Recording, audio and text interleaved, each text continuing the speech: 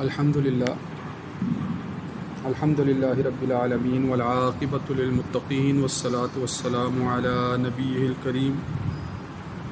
اما بعد فاعوذ باللہ من الشیطان الرجیم بسم اللہ الرحمن الرحیم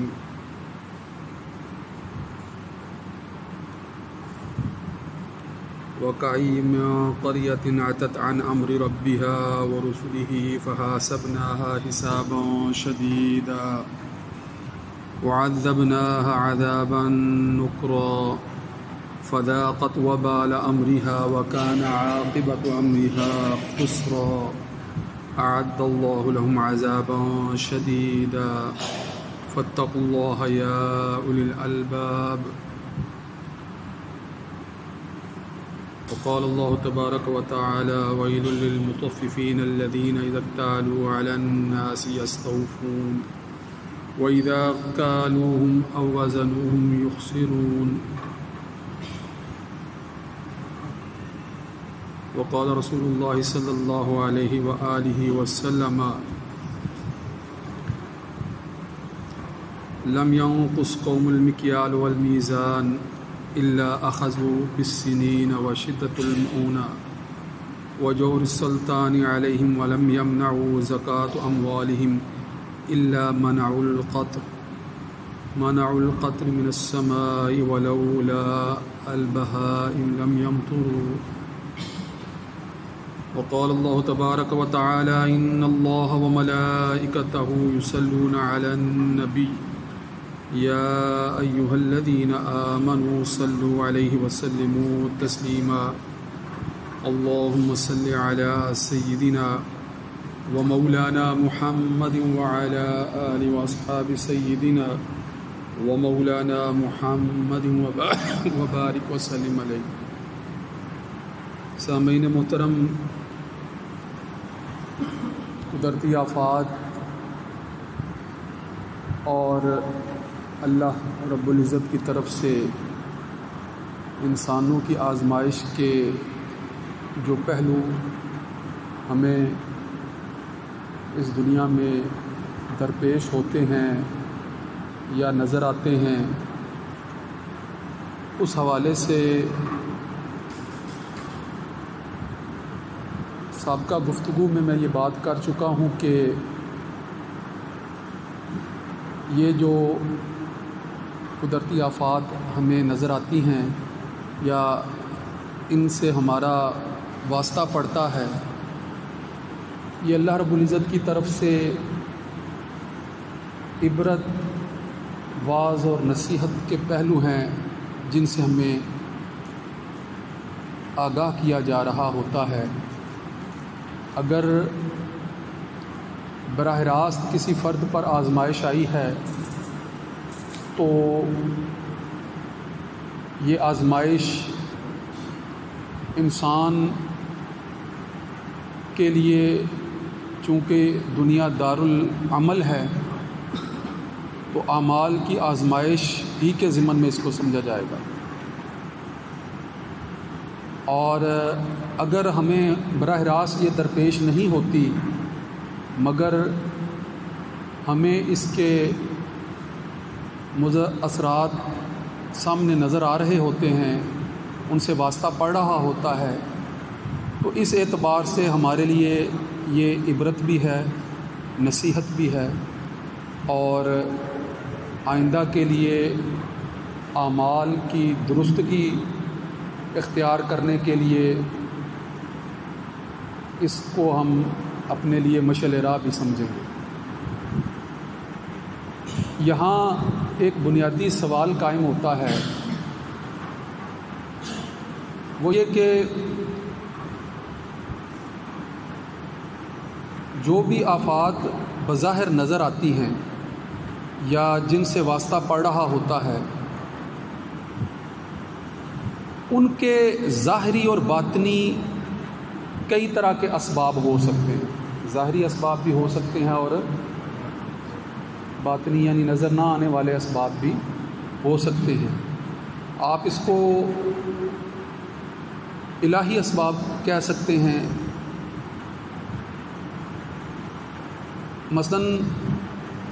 جب ہم یہ بات وضاحت سے سمجھ جاتے ہیں کہ یہ آزمائش ہے، یہ اللہ تعالیٰ کی طرف سے ایک طرح سے جھنجھوڑا جا رہا ہے، اللہ تعالیٰ کی طرف سے ایک طرح کا اظہار ناراضگی ہے اور لوگوں کو تنبیہ کی جا رہی ہے، لوگوں کو خبردار کیا جا رہا ہے، تو وہ اعمال ہیں جو اللہ کو پسند نہیں ہیں۔ باطنی پہلو تو یہ ہے، باطنی پہلو تو یہ ہے، مگر ظاہری طور پر ہمارے محققین حضرات جدید سائنسی تحقیقات کی روشنی میں بتا رہے ہوتے ہیں کہ اگر زلزلہ آیا ہے تو وہ کہیں گے کہ جی زمین میں فلاں جگہ پر فلاں مقام پر جو ہے وہ زمین کی جو پلیٹیں ہوتی ہیں، مختلف زمین کی سطحوں کو مختلف طرح سے تقسیم کیا گیا ہے، اس زمن میں وہ پلیٹیں ہل گئی ہیں تو ان کے ہلنے سے اگر کوئی خلا تھا تو وہ خلا پر ہو گیا ہے، یا اگر کوئی اور مادہ یا کوئی اور سیال چیز جو پہلے سخت تھی اب پگھل گئی ہے تو وہ نیچے کی طرف بہہ گئی ہے، اب خلا پیدا ہو گیا ہے، تو خلا پر کرنے کے لیے زمین کے اندر حرکت ہوئی ہے تو اس کی وجہ سے زلزلہ آیا ہے۔ یہ ظاہری سبب جو سائنسدان بیان کر رہے ہوتے ہیں۔ یہ اسی طرح اگر بہت زیادہ بارشیں ہو رہی ہیں اور سیلاب آ رہے ہیں تو اس میں ایک خاص نوعیت جو ہے وہ کلاؤڈ بس جسے کہتے ہیں کہ بادل پھٹ گئے، اور جب بادل کسی مقام پر پھٹتے ہیں تو پھر پانی کس قدر اس سے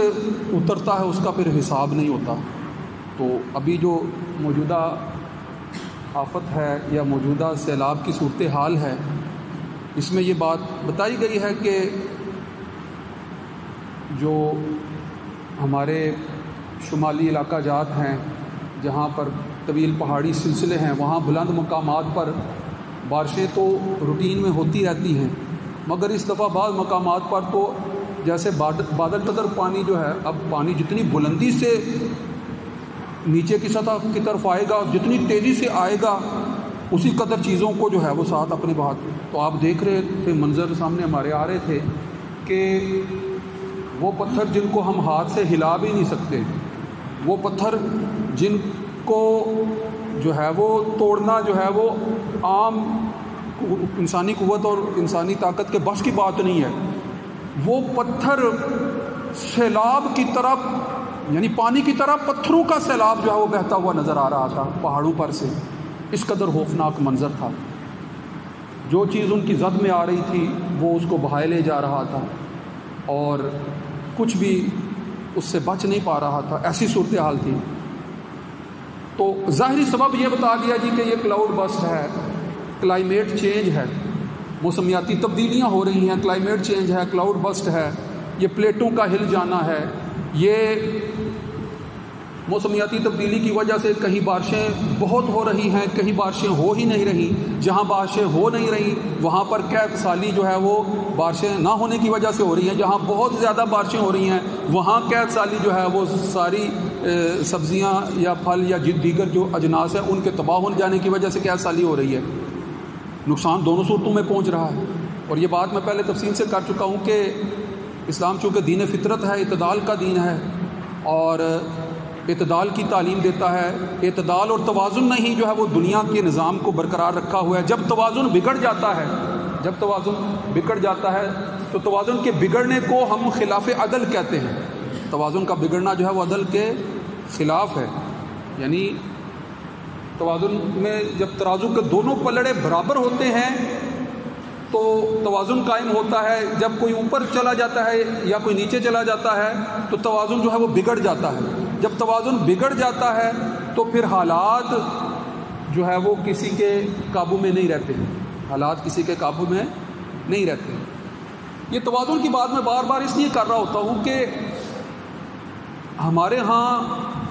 اس دنیاوی زندگی کے اندر یہ عدل اور توازن جو ہے وہ ہر میدان میں، ہر شعبے میں اس کی ہر اعتبار سے حد الامکان جو ہے وہ ضرورت ہے، یہ ناگزیر چیز ہے، ایسی چیز. قوم ہود پر، حضرت شعیب علیہ السلام کی قوم پر عذاب کیوں آیا تھا؟ ان پر جو ہے وہ اللہ کا عذاب جو ہے وہ کیوں نازل ہوا تھا؟ اس لیے کہ وہ ناپ تول میں کمی کرتی تھی، یعنی تجارت کے اندر جو توازن تھا اس کو باقی نہیں رہنے دیتی تھی، ناپ تول میں کمی کرتی تھی.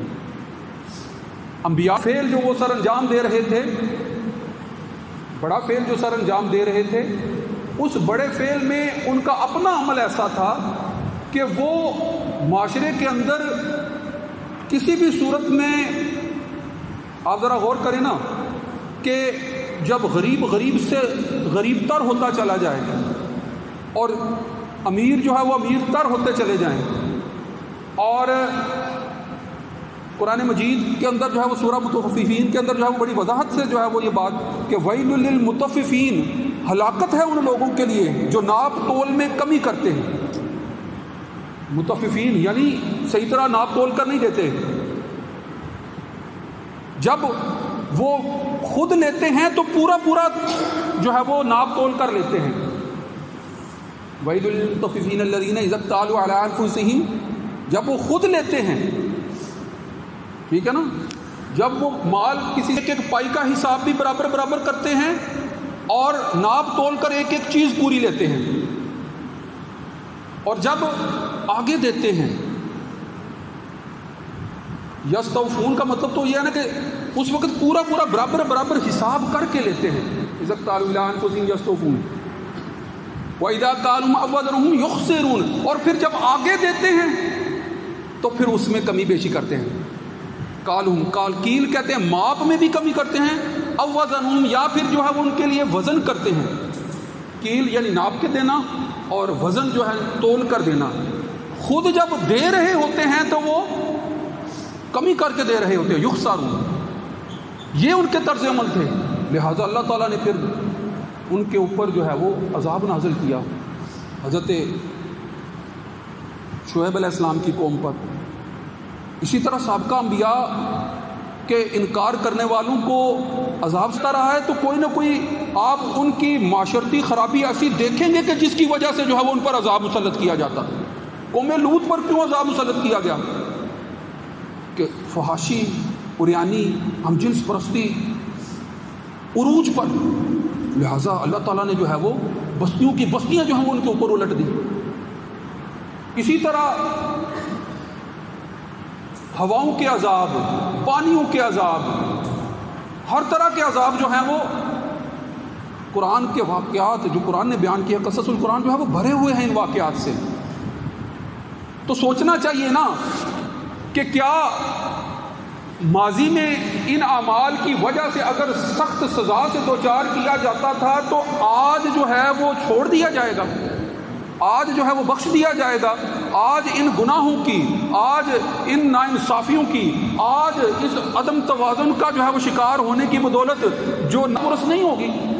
ان پر پکڑ نہیں ہوگی، ان پر تنبیہ نہیں کی جائے گی، ان پر لوگوں کو جھنجھوڑا نہیں جائے گا، ان پر جو ہے وہ محاسبہ نہیں ہوگا. لہذا باطنی اسباب جتنے بھی ہیں ان کا براہ راست جو ہے وہ آپ کے عمل سے تعلق ہے. ظاہری اسباب جو بھی نظر آ رہے ہوں، جو ایمان والے ہیں، جن کے قلوب میں جو ہے وہ توحید و رسالت اور آخرت کے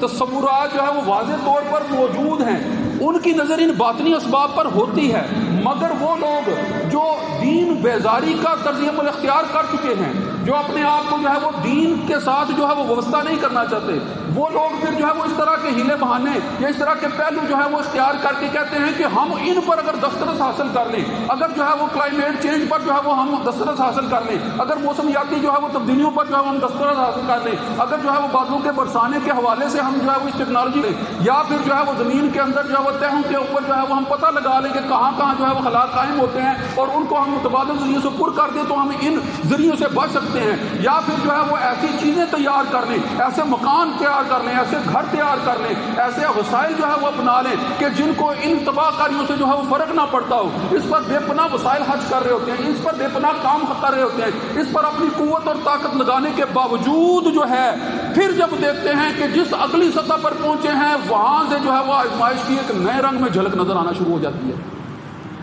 جاپان والوں نے یہ وہاں ان کا جو ہے وہ ایریا جو ہے وہ زلزلوں کی وجہ سے مسلسل جو ہے وہ خطرے میں رہتا ہے، انہوں نے ایسے ایسے گھر بنا لیے کہ پینڈولم کی طرح جو ہے وہ جھول جاتے تھے زلزلوں میں، اور پھر بھی جو ہے وہ اپنی جگہ پر کھڑے رہتے تھے، قائم رہتے تھے۔ یہ زیادہ دور کی بات نہیں ہے، یہ چند سالوں میں جو ترقی کی ہے اس میں اس قدر جو ہے وہ اعلیٰ سطح کے مکان کہ وہ مکان جو ہیں وہ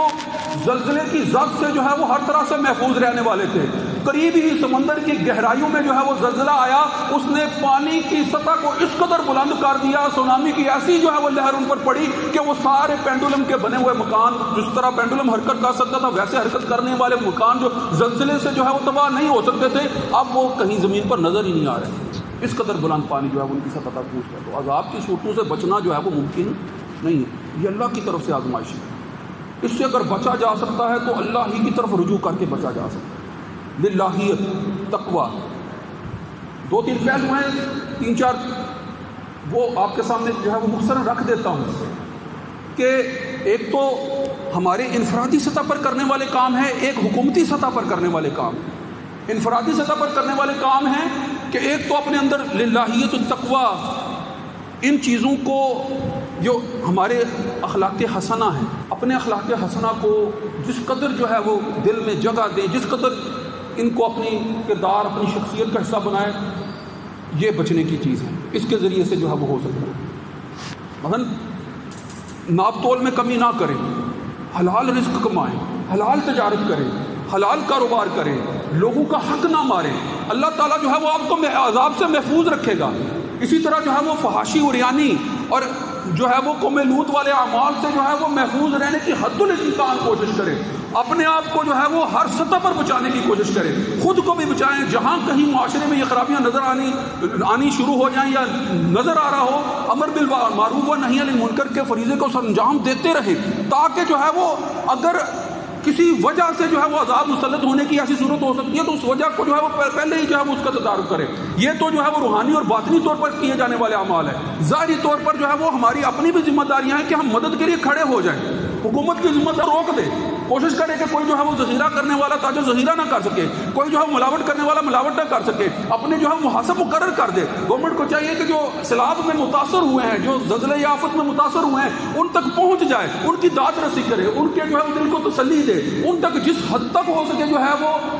اپنی جو ہے مالی مسائل جو ہے پہنچائے جائے۔ یہ حکومتی ذمہ داریوں میں شامل ہے، ان کو دوبارہ سے اپنے پاؤں پر کھڑا ہونے کے لیے جو ہے مالی مسائل مہیا کر دیے جائیں، جس قدر ہو سکے کر دیے جائیں، ان کے لیے دوبارہ رستے تعمیر کر دی جائے، دوبارہ جو ہے وہ سڑکیں پل وغیرہ اور ان کے گھروں کی تعمیر کے لیے جو ہے وہ کوشش کر کے جو ہے وہ ان کے اقدامات کر دیے جائیں۔ یہ حکومتی سطح پر کرنے والے کام ہیں، مگر یہ ہے کہ یہ سارے کام جب انسان ان سب کو جو ہے وہ اللہ ہی کی رضا کے لیے کر رہا ہوگا تو دنیا اور آخرت دونوں میں بھلائی کے لیے یہ کام ہمارے لیے مفید ہوں گے۔ وگرنہ یہ ہے کہ عبرت کے سامان نظر آ رہے ہوں اور ہم غفلت میں مبتلا ہوں